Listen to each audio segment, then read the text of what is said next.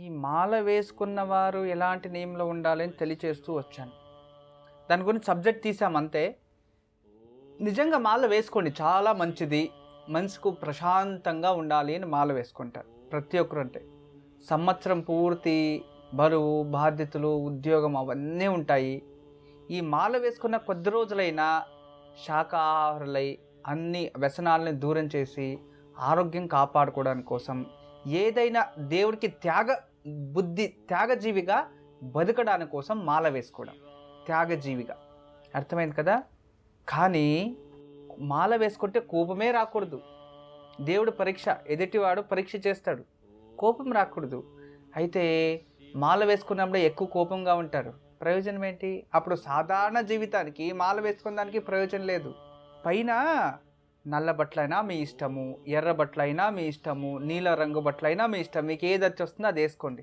శివమాలైనా వేసుకోండి, కృష్ణమాలైనా వేసుకోండి, వెంకటేశ్వర మాలైనా వేసుకోండి, హనుమంతుని మాలైనా వేసుకోండి, ఓం శక్తి మాలైనా వేసుకోండి, ఏదైనా వేసుకోండి. మాల పైన వేసుకొని లోపల కపటము, కుట్ర, దురాశ పెట్టుకుంటే ఏం ప్రయోజనం? మాల వేసుకొని మనిషి ఎలా ఉంటుందంటే పైన చూడడానికి మాల, లోపల కుట్ర. శత్రువు ముందుకు వచ్చినప్పుడు కూడా స్వామి నమస్తే అని చెప్పాలి. అది మాల వేసుకోవడం అంటే. శత్రువు పైన మాల వేసుకొని శత్రువు అలా పడుంటే ఈడు నాకేదో చేస్తాడు, ఈయన వదలను అని లోపల తిట్టుకుంటే నువ్వు మాల వేసుకొని ప్రయోజనం లేదు. పసివాడు తెలుసు కదా, పసివాడు 3 సంవత్సరాల పసివాడు, అతనికి శత్రుత్వం ఏం తెలియదు.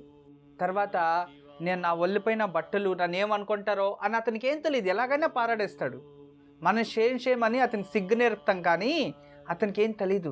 కోపం ఏమైనా కాకపోతే కోపం వస్తుంది, 5 నిమిషాల్లో మర్చిపోతాడు, మళ్ళీ కోపం రాదు. అది ఇవ్వలేదు అని కోపపడతారు, కానీ వేరే వాళ్ళపైన శత్రుత్వం చూపించడు అతను. అర్థమైంది కదా?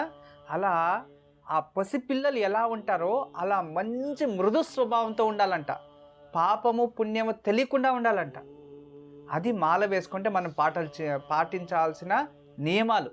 నిజంగా మీరు దేహం పైన మాత్రమే మాలలు వేసుకొని అవి ఇవి చేసుకుంటారు, కానీ ఆ మాల వేసుకోవడమే లోపల మనస్సు ఆత్మశుద్ధి అవ్వడానికి. గుర్తుపెట్టుకోండి. అవన్నీ త్యజించి నేను ఇలా ఉండాలి అనుకోవాలి, నా వల్ల సాధ్యము, నా వల్ల అవుతుంది అంటే మాత్రమే మీరు మాల వేసుకోండి. ఇంకా ఉన్నాయిలేండి, డిసెంబర్లో వస్తుంది కదా, అప్పుడు దాని గురించి తెలియచేస్తాను. అంతదాకా ప్రశాంతంగా ఉండండి. మధ్యలో మీరు ఏ మాలైనా వేసుకోండి, పసిపిల్లగా ఉండండి. అర్థమైంది కదా? దానిపైన మీ ఇష్టం. ఇక ఈరోజు మీకు అందరికీ కూడా ఒక విశేషమైన వత్తి. ఏదది అంటే అరటి నారుతో వత్తులు చూసారా?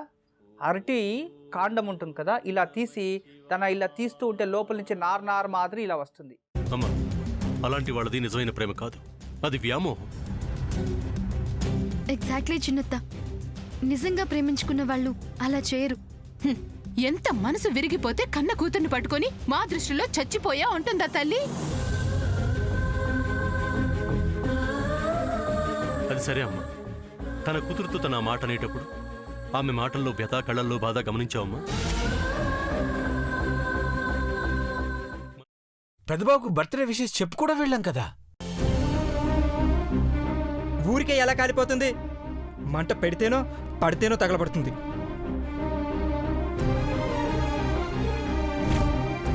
కరెక్ట్ చిన్నబాబు, నీకొచ్చినట్టే నాకు డౌట్ వచ్చింది. పార్వతే షర్టును తగలబెట్టిందనుకుంటా.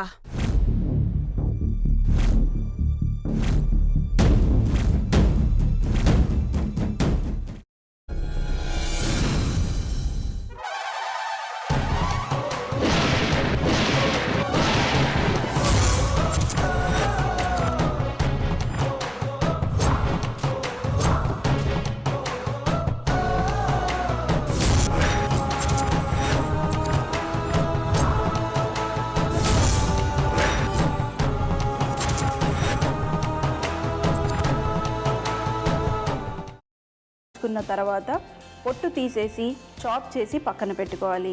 ఒక ప్యాన్లో కొద్దిగా నూనె వేడి చేసి అందులో ఆవాలు, మినప్పప్పు, శనగపప్పు, కరివేపాకు, సన్నగా తరిగి పెట్టుకున్న ఉల్లిపాయలు వేసుకుని 1 నిమిషం పాటు వేయించుకోవాలి. ఆ తర్వాత కాల్చి కట్ చేసి పెట్టుకున్న వంకాయని కూడా అందులో వేసుకుని బాగా మిక్స్ చేసి బౌల్లోకి ట్రాన్స్ఫర్ చేసుకుని అందులో తగినంత చిక్కటి పెరుగు లేదా పల్చటి పెరుగు వేసుకుని మిక్స్ చేసి అన్నంతో కానివ్వండి, చపాతీతో కానివ్వండి సర్వ్ చేసినా చాలా బాగుంటుంది.